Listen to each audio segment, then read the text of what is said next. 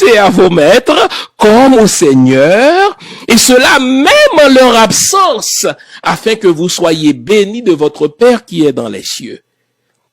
Donc vous comprenez, les amis, que si vous prenez le temps d'étudier l'histoire de la religion chrétienne, comme moi je l'ai fait, il est impossible qu'en tant que Noirs, descendants d'esclaves, vous vous définissiez encore comme chrétien. Au fait, c'est une insulte à vos ancêtres. J'ai déjà dit à ce micro, un Noir, un Africain, un Antillais, descendant d'esclaves et chrétien, soit par ignorance de son histoire, nous ne sommes pas tous férus d'histoire, soit par aliénation, on nous a aliénés, moi-même j'étais dedans, ou alors tout simplement par hébétude. Je veux éviter le mot imbécilité, parce que si on connaît l'histoire du christianisme, on ne peut pas, en tant qu'Africain, ou descendant d'Africains, ou Antillais, ou descendant de peuples antillais, continuer à se définir comme chrétien quand le christianisme a toujours été une idéologie politique pour nous aliéner.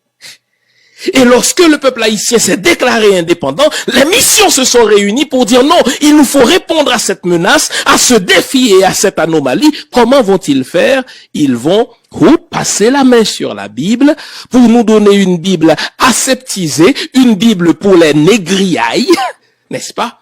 Parce qu'ils se sont dit, nous sommes tellement naturellement portés vers la croyance, c'est aussi par la croyance que nous devons vous maintenir dans l'aliénation mentale. De 1915 à 1934, Haïti fut occupé par le peuple américain. Lorsque les Américains sont entrés en Haïti, ils se sont dit, nous devons réduire l'influence de la France sur le peuple haïtien. Pour ce faire, ils vont favoriser la croissance des églises protestantes. Ils vont aller chercher des gens dans la paysannerie, des gens qui n'ont pas toujours fait de bonnes études, etc. On va les nommer pasteurs. Ils vont aider à la mise en place de séminaires, n'est-ce pas, sous le contrôle des Américains, pour former des pasteurs, pour défendre l'idéologie américaine. Et ils vont même nous donner des stations de radio, les plus puissantes en Haïti d'ailleurs, Radio Lumière, Radio 80EH, dans le même but. Nous aliéner mentalement. Et je vais vous citer, aujourd'hui c'est décidément le jour des citations, j'espère que notre caméraman va nous le montrer. Je vais vous citer la thèse de doctorat d'un diplomate français du nom de Jacques Barrot, qui fut accrédité à Port-au-Prince et dont la thèse de doctorat a porté justement sur l'histoire d'Haïti. Et il dit clairement dans ces deux ouvrages, qui sont au fait sa thèse de doctorat, que pour maintenir le peuple haïtien dans son état d'aliénation, les Américains ont fait comme les Français d'autrefois au temps de la colonie. On va leur donner de la religion en masse.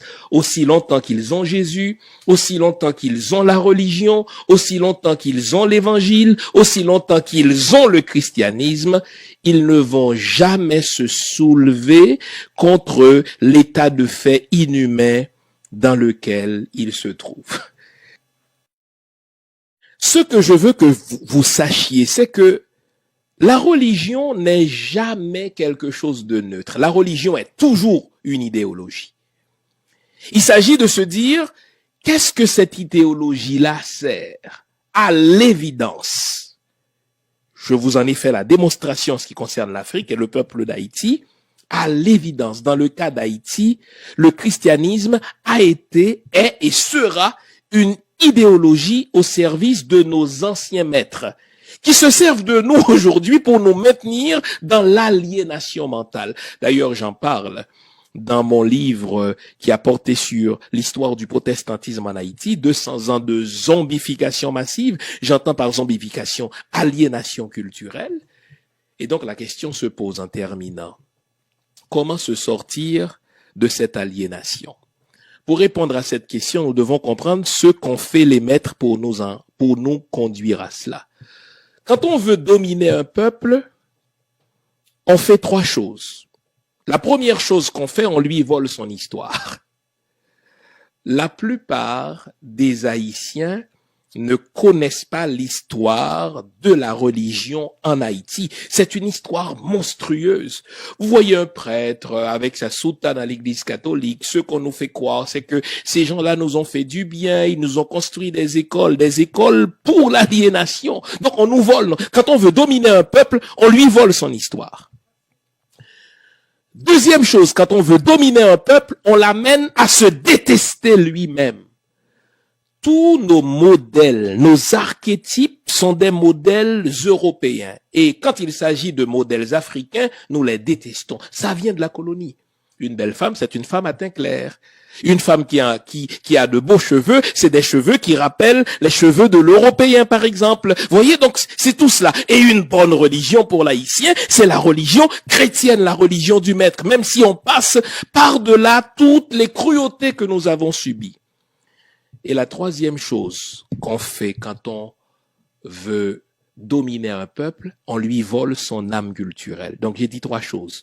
On lui vole son histoire, on l'amène à se détester et on lui vole son âme culturelle. Quand on dit l'âme culturelle haïtienne, il y a un mot qui me vient en esprit, c'est le vaudou.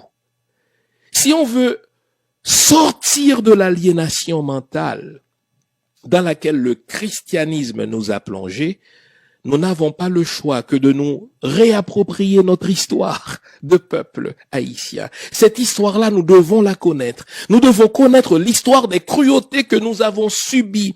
Nous devons connaître, n'est-ce pas, les cruautés que nous avons subies, mais aussi ceux qui nous ont fait subir ces cruautés-là. Et l'Église va apparaître en toutes lettres. Deuxième chose, nous devons réapprendre à nous aimer. Nous devons apprendre à nous aimer, à valoriser notre musique, à valoriser notre cuisine, à valoriser notre terroir. Black is beautiful.